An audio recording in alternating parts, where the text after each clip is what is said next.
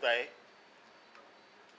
शिवसेनेचे पक्षप्रमुख माननीय उद्धवजी ठाकरे, आदित्य ठाकरे यांचा आशीर्वाद घेऊन या निवडणुकीत मी माझा स्वतःचा उमेदवारी अर्ज भरला आहे आणि या निवडणुकीमध्ये हा मतदारसंघ शिवसेनेचा पारंपरिक मतदारसंघ आहे।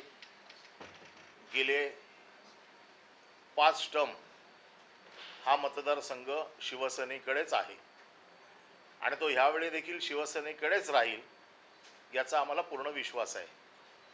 आज मी माझं संकल्प पत्र जाहीर करत आहे आणि त्याची सुरुवात माझ्या पक्षाचे प्रमुख आणि माझे मतदार उद्धवसाहेब ठाकरे यांना पहिलं माझं संकल्प पत्र देतोय की या पदवीधर मतदारसंघात मी काय करू इच्छितो याच्या बाबतीतला थोडक्यात आढावा मी माझ्या संकल्प पत्रात मांडलाय। माझी ओळख ही मी त्याच्यातनं दिलेली आहे।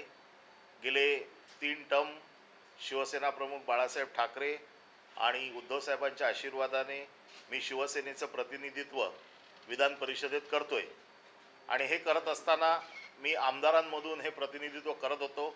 महाराष्ट्रातले विविध प्रश्न मी विधान परिषदेत मांडले, वेगवेगळ्या समस्या वेगवेगळ्या गोष्टींवरती मी आवाज उठवला, परंतु ह्या वेळेला मतदारसंघ बदललेला असल्यामुळे त्या मतदारसंघाच्या बाबतीत माझ्या मनात काय आहे, माझ्या पक्षाची विचारधारा ह्या मतदारांपर्यंत पोचवून आपण कसं ह्या मतदारांना आपण त्यांच्या बाबतीत काय करणार आहोत हे या संकल्प पत्रात सांगितलंय। माझे दुसरे मतदार आदित्य ठाकरे देखील इकडे आलेले आहेत आणि ह्या दोघांच्या साक्षीने मी आज माझ्या संकल्प पत्राचं अनावरण करत आहे। मला असं वाटतं की उद्धव साहेबांनी आणि आदित्य साहेबांनी माझे मतदार म्हणून आणि माझ्या पक्षाचे प्रमुख म्हणून मला आशीर्वाद दिलेलेच आहेत, परंतु प्रचंड मताधिक्याने या मतदारसंघात शिवसेनेने नेहमी रेकॉर्ड केला आहे। मागच्या एका निवडणुकीत आम्ही एकूण मतांपैकी 98% मतं आम्ही घेतलेली होती आणि त्यामुळे ह्या मतदारसंघावरचा शिवसेनेचा शिक्का हा आणखीन मजबूत व्हावा यासाठी निवडणूक मी लढत आहे। धन्यवाद। हिंदी में ही बता दीजिए, आज आप अपना संकल्प पत्र जारी कर रहे हैं, क्या है?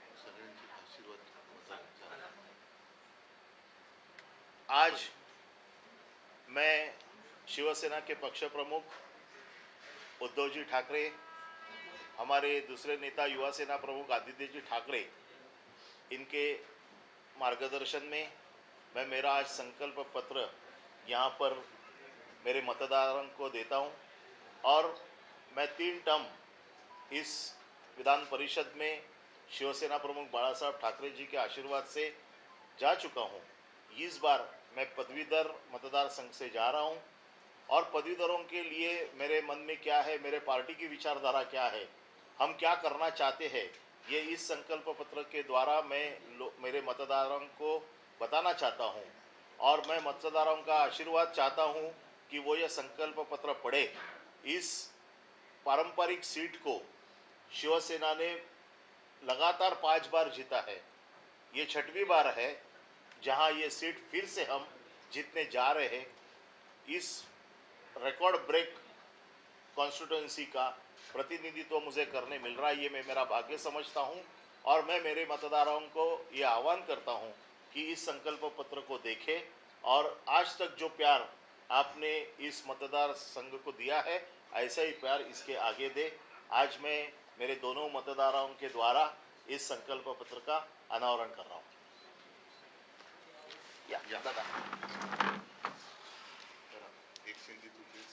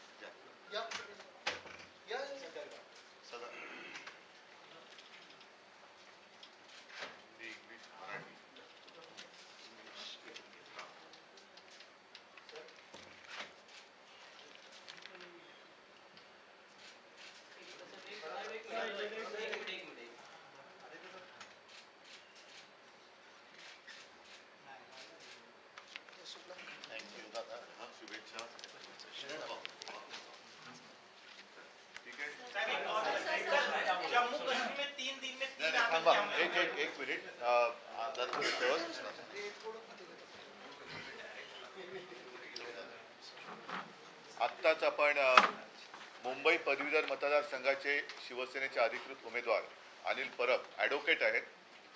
त्यांच्या मी वचननामा म्हणा किंवा निवडून आल्यानंतर काय कामं करायची याचा संकल्प त्याचं लोकार्पण केलेलं आहे. या मतदारसंघाचं वैशिष्ट्य असं की इथे सर्व आणि अनिल तुम्ही माझा मतदार म्हणून उल्लेख केला त्याच्याबद्दल धन्यवाद देतो. म्हणजे माझं सर्टिफिकेट हे खरं आहे. नाही म्हणजे बाकी काय मला म्हणायचं आहे. या मतदारसंघाचा इतिहास पाहिला तर पहिल्यांदा आमचे ज्येष्ठ नेते प्रमोद नवलकर त्यांनी या मतदारांचं प्रतिनिधित्व केलं होतं. अत्यंत सुसंस्कृतपणे आणि त्यांचं भाषा प्रभुत्व हे सर्वांना माहिती आहे. सुशिक्षित मतदार जे आहेत त्यांचे काही वेगळे प्रश्न असतात. ते सर्वसामान्य नागरिकांचे प्रश्न त्यांना भेडसावत असतातच. पण शिकल्यानंतर पुढे काय करायचं, पदवी मिळाल्यानंतर पुढे काय करायचं हा एक समोर उभा असतो. या मतदारसंघाचं प्रतिनिधित्व करताना शिवसेनेने सातत्याने हा प्रयत्न केलेला आहे आणि आता या सर्व आणखीन पुढचा टप्पा आम्ही पार पाडण्याचा प्रयत्न करतो. त्यांच्यासाठी सुद्धा काही वचनं अनिल परब यांनी दिलेली आहेत. मी मुंबईतल्या तमाम पदवीधर मतदारांना हात जोडून विनंती करत आहे की जसं गेले जवळपास 5 टर्म तुम्ही आपले आशीर्वाद मतांच्या रूपाने शिवसेनेला दिलेले आहेत. शिवसेना आणि मुंबईकर हे नातं वेगळं मी काही सांगण्याची गरज नाही आहे. तर त्या नात्यालाच आम्ही अधिक दृढ करू आणि आपल्या ज्या काही समस्या आहेत त्या प्रामाणिकपणाने सोडवण्याचा नक्की प्रयत्न करू.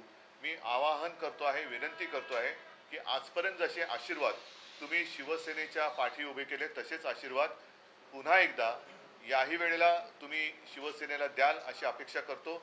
मात्र एक लक्षात घ्या की हे मतदान हे येत्या 26 जूनला आहे आणि 26 जूनला सार्वत्रिक निवडणुकीप्रमाणे सुट्टी नाही आहे. 26 जून हा कामाचा दिवस आहे. तर मी सर्व मतदारांना, माता भगिनींना आणि बांधवांना भगिनींना विनंती करतो आहे की आपण कार्यालयात जाण्यापूर्वी, आपल्या कामाला जाण्यापूर्वी मतदानाचं कर्तव्य बजावून शिवसेनेला आशीर्वाद देऊन आपण आपल्या कामाला जावं ही मी त्यांना हात जोडून विनंती करतोय. विधान परिषद निवडणुकीवरून काही प्रमाणात नव्यामध्ये बिघाड झाला नाही, बिघाड नाही झाला. आज आम्ही त्याच्याबद्दल जो काही थोडंसं काय होतं, एक साहजिक आहे, ही गोष्ट खरी आहे की संवादामध्ये थोडंशी एक लूज कनेक्शन होतं. कारण मी सुद्धा निवडणूक झाल्यानंतर एक 7-8 दिवस बाहेर गेलो होतो. दरम्यानच्या काळामध्ये तारखा जवळ आल्या होत्या, त्याच्यामुळे सर्व पक्षांनी आपापले उमेदवार जाहीर केले. आज आम्ही कोकण आणि नाशिकच्या बाबतीत जसं दिल्लीतल्या काँग्रेस श्रेष्ठींनी फोन करून मलाही सांगितलं, संजय राऊतनं सांगितलं, त्याच्यामुळे तो एक समझोता आम्ही करतोय. थोड्या वेळात तुम्हाला तो कळेल. हो हो, त्यातलं आम्ही म्हणून म्हटलं ना, कोकण आणि नाशिकमध्ये आम्ही तो समझोता तो आता थोड्या वेळात तुमच्यासमोर येईल. परंतु एक पुन्हा सांगतो की निवडणूक झाल्या मी इथे नव्हतो. निवडणुकीचे अर्ज भरण्याची वेळ ही टळू नये म्हणून कधीही अर्ज न भरण्यापेक्षा अर्ज भरून ठेवलेला चांगला, म्हणून आम्ही अर्ज भरले होते. हे खरं आहे. नाही, मला आता त्याच्यात काही जायचं नाही खोलामध्ये. जे काय आहे मी तुमच्यासमोर ठेवलेलं आहे. लोकसभा निवडणुकीला शिक्षक भरती कपिल पाटील तुमच्यासोबत होते, आजही आहेत. त्यांच्यासोबत सुद्धा आमचं विचार विनिमय सगळं सुरू आहे. मात्र यावेळीची त्यांना गेल्या वर्षीच मी सांगितलं होतं की शिक्षक मतदारसंघाची निवडणूक आम्ही लढवत आहोत. परंतु याच्या पुढे जाऊन जो काही आमचा एक मनोमिलाप असेल किंवा समझोता असेल तो आम्ही प्रामाणिकपणाने पार पाडू. उद्धव जी, इसके अलावा जम्मू कश्मीर में पिछले 3 दिन में 3 बड़े आतंकी हमले हुए हैं. अभी भी सर्च चल रहा है, घटनाएं रुक नहीं रही, लोगों की जाने गई. किसकी जिम्मेदारी है? अब की बार वाले कहाँ गए? अभी बार बार वहाँ हमले हो रहे, इसके बावजूद अब की बार वाले वहाँ जा नहीं रहे हैं. कल परसों मोहन जी भागवत उन्होंने भी कहा कि मणिपुर जल रहा है. 1 साल के बाद, खैर उन्होंने कहा तो सही, क्या अब भी प्रधानमंत्री वहाँ नहीं जाएंगे, गृह मंत्री वहाँ नहीं जाएंगे? कश्मीर तो उन्होंने पूरे चुनाव प्रचार दरमियान एक बड़ा प्रचार किया था. 370 आर्टिकल हमने निकाला. उसकी सच्चाई भी क्या है मैंने भी रखी थी सबके सामने. और हमारे जो वकील साहब हैं असीम सरोदे जी, उन्होंने भी कहा था. खैर वो बात अभी नहीं करेंगे. लेकिन क्या फर्क पड़ा है कश्मीर में? जाने तो जा रही है. और ये तो व्यस्त है सरकार हमने कितने बार, तीसरी बार सरकार स्थापन किया, तो तीसरी बार स्थापन किया जरूर, लेकिन आपने अभी अभी क्या कि पिछले कितने दिन में तीसरी बार हमला हुआ है? 3 दिन में 3 हमले हुए हैं। तो जिम्मेदार कौन है? क्या अब भी मोदी जी वहां नहीं जाएंगे? कि अब भी वो बाकी जो विपक्ष, हम तो विपक्ष नहीं मानते, प्रतिपक्ष कहते हैं, उनको ही खत्म करने में अपना आनंद मनाएंगे? तो जिम्मेदारी उनकी है। अगर उनसे ये सारी बातें नहीं संभाली जाती तो फिर से प्रधानमंत्री होने का उनको कोई अधिकार नहीं है। ठीक है, अभी मोहन भागवत यांनी सांगितले की मणिपूरकडे लक्ष देणं गरजेचं आहे. आता काय वाटतं केंद्राकडे? नाही, मी आता म्हटलं तसं की एक वर्षभरानंतर भागवत साहेब बोलले हे सुद्धा कमी नाही, थोडं नाही. वर्षभरानंतर मणिपूर जळते, त्याच्या झळा त्यांच्या कार्यालयापर्यंत पोचल्या किंवा त्या बातम्या आल्या, ही त्यांची जर का संदेशवाहक यंत्रणा असेल एक एक वर्ष लावणारी, तर त्यांनी ती सुधारली पाहिजे. परंतु ते जे बोललेत ते प्रधानमंत्री गांभीर्याने घेणार आहेत का? कारण निवडणुकीच्या शेवटी आपण बघितलं होतं की स्वतः भाजपचे अध्यक्ष नड्डा यांनी सांगितलं होतं की आता आम्हाला संघाची गरज नाही, आम्ही भाजप म्हणून समर्थ आहोत. तर राष्ट्रीय स्वयंसेवक संघ जो एक पाया मानला जातो, त्यांची सुद्धा आता ही गरज संपलेली आहे. आणि मोहन भागवत सारख्या एका ज्येष्ठ नेत्यांनी हे त्यांच्या व्यथा मांडल्यानंतर आता तरी प्रधानमंत्री आणि गृहमंत्री मणिपूरमध्ये जाणार आहेत की नाही. तसंच काश्मीर पुन्हा पेटले. काश्मीरच्या बाबतीमध्ये प्रचारात जे ढोल पिटले गेले होते, 370 कलम काढलं, ते काढलेलं नाही, ते होल्डवर टाकलेलं आहे. हे बाकीच्या गोष्टी ह्या तांत्रिक आहेत, ते वकील तुम्हाला सांगतील. पण सातत्याने जेव्हा शपथविधीचे हे सगळे समारंभ सुरू आहेत, काल परवाकडे मोदीजीने घेतला, आज चंद्राबाबूंनी घेतली शपथ, पण तिथे लोकांचे जीव जात आहेत. मध्ये तर आपल्या सिक्युरिटी फोर्सेसवरती हल्ले झाले. आता तरी तुम्ही लक्ष देणार आहात की नाही? का तुमचेच तुम्ही ढोल आणि तुमचे रेकॉर्ड प्रस्थापित करण्याच्या मागे लागणार आहात? ऐकायला येत नाही. मला ऐकायलाच येत नाही.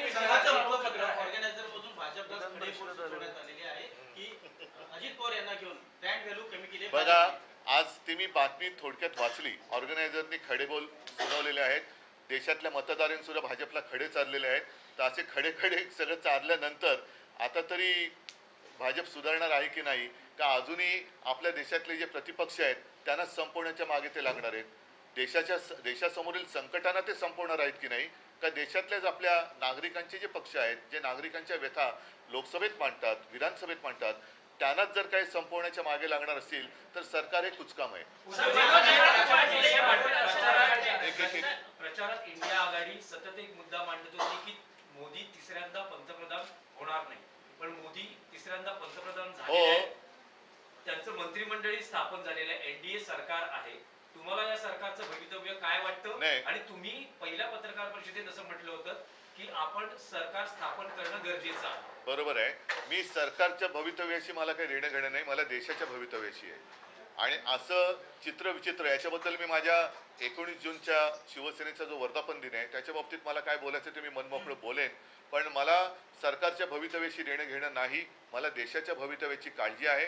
आणि ज्या पद्धतीने मारून मुटकून, कारण ते 400 पार होणार होते, ते 240च्या आत किंवा 240 वरती अडकले. आणि मग मोदी सरकारचं आता एनडीए सरकार झालं.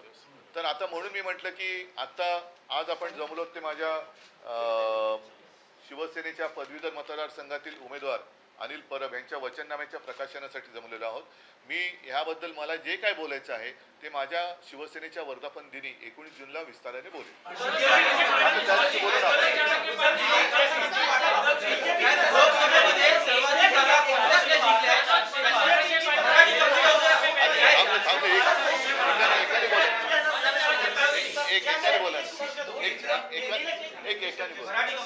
स्थापना के बाद वोट जिहाद का एक बार फिर आरोप लग रहा है. नहीं छोड़ो, मैं विस्तार से बात करूंगा.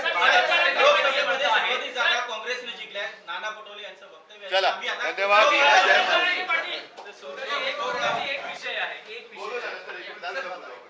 एक महत्वाचा विषय आहे, मोदींचं मताधिक्य जे घटलेलं आहे त्यावर भाजपचे नेते असं म्हणतात की जग हळहळलंय.